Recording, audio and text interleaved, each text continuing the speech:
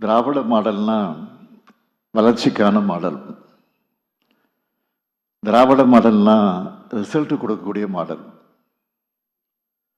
திராவிட மாடல்னா மக்கள் நலனுக்காக இருக்கக்கூடிய மாடல். இதையெல்லாம் உலகுக்கு எடுத்துச் சொல்லக்கூடிய மாநாடு தான் இந்த செயலாக்க மாநாடு. அது மட்டுமல்ல, தமிழ்நாட்டுடைய வளர்ச்சியை பொறுத்து சொல்ல வேண்டும் என்று சொன்னால், அதை பொறுத்து கொள்ள முடியாத ஒரு சிலருக்கு எங்களுடைய செயலின் மூலம் பதில் சொல்லும் மாநாடு தான் இந்த செயலாக்க மாநாடு. தொழில்துறை அமைச்சர் அவர்கள் இங்கு சொன்ன ஒவ்வொரு டேட்டாவையும் எங்களை விமர்சனம் செஞ்சவங்களுக்கான பதில் அதுதான். இங்க அவர் சொன்ன ஒவ்வொரு நம்பரும் எங்க டீமோட 5 வருஷ கடுமையான உழைப்புக்கான நம்பர். தொழில்துறையில் நாங்கள் பண்ணியிருக்கக்கூடிய ரெக்கார்டை அடிச்சு சொல்றேன், அடுத்து நாங்க வந்து தான் பீட் பண்ண போறோம். இது உறுதி. இன்னைக்கு இந்த மாநாட்டில் மட்டும் 52 கம்பெனிகளுடைய திறப்பு விழா, 71 கம்பெனிகளுக்கு அடிக்கல் நாட்டு விழா,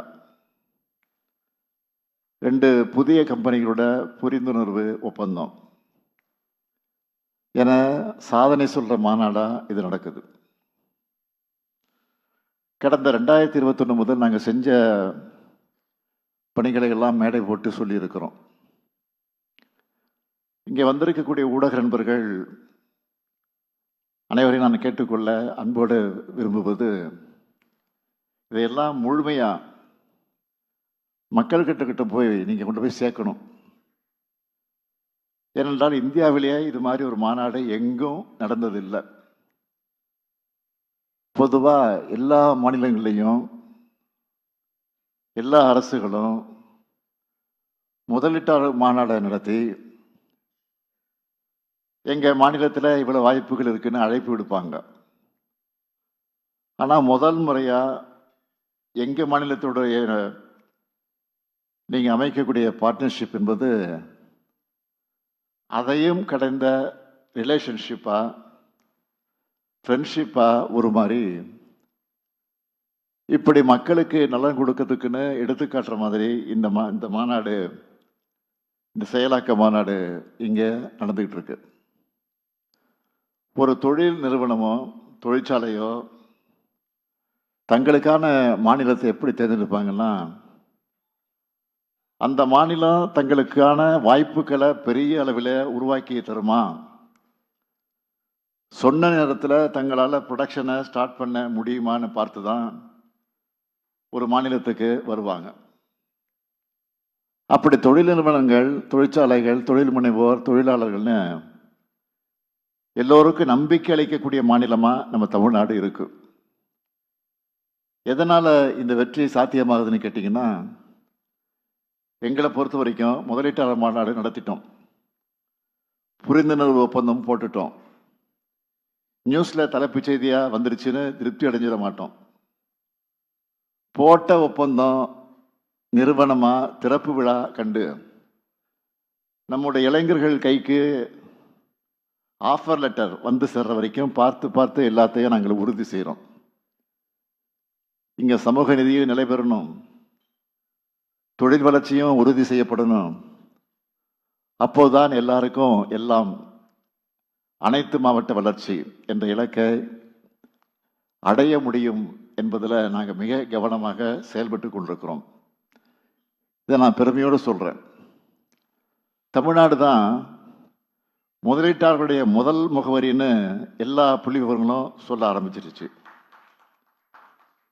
இன்னைக்கு தமிழ்நாட்டோட பொருளாதார வளர்ச்சி நாட்டோட சராசரி விட அதிகமாக தமிழ்நாட்டுடைய வளர்ச்சி 11.19%.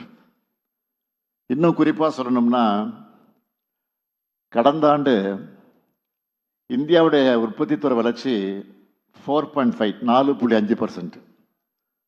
அதே சமயம் தமிழ்நாட்டுடைய வளர்ச்சி அதை விட 3 மடங்கு அதிகமாக 14.7% வளர்ச்சி அடைஞ்சிருக்கு. இந்தியாவோட எலக்ட்ரானிக்ஸ் ஏற்றுமதியில் தமிழ்நாட்டுடைய ஷேர் மட்டும் 41 விழுக்காடு.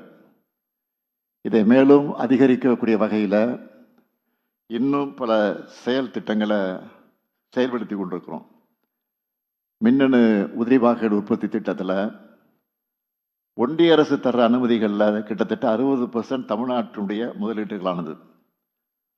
எங்களுடைய ஒர்க்கிங் ஸ்டைல் எப்படின்னு கேட்டிங்கன்னா, ஒரு திட்டத்தை செயல்படுத்துகிறோம்னா அதுக்கான ஒரு புரிந்துணர்வு ஒப்பந்தம் கையெழுத்தாகும் போதே அதுக்காக ஒரு டேஷ்போர்டு உருவாக்கிடுவோம். அதை நானே மானிட்டர் பண்ணுறேன். அதில் என்னவெல்லாம் இருக்குன்னு தெரியுமா? எந்த மாவட்டத்தில் திட்டம் வருது, எவ்வளவு நிலம் கையகப்படுத்தணும், தொடங்க போகிற திட்டத்துக்கு எந்த துறையிலிருந்து அனுமதி தேவை, எவ்வளவு நிலம் கையகப்படுத்தணும், அந்த அனுமதியெல்லாம் நாங்கள் சொன்ன தேதியில் கிடைக்குதா, இதையெல்லாம் ஃபாலோ பண்ணுவோம். அது முடிஞ்சதும் அடிக்கலாட்டு விழா எப்போ, கட்டுமான பணிகள் எப்போ தொடங்க போகிறோம், இதனால் எத்தனை பேருக்கு வேலைவாய்ப்பு கிடைக்கும், குறிப்பாக பெண்கள் எத்தனை பேருக்கு வேலைவாய்ப்பு அதில் கிடைக்கும், எப்போ ப்ரொடக்ஷனை ஸ்டார்ட் பண்ணுவாங்க, இப்படி எல்லாத்தையும் நாங்கள் ஃபாலோ பண்ணுவோம். அதை திறந்து வைக்கிற வர எங்கள் வேலை முடியாது.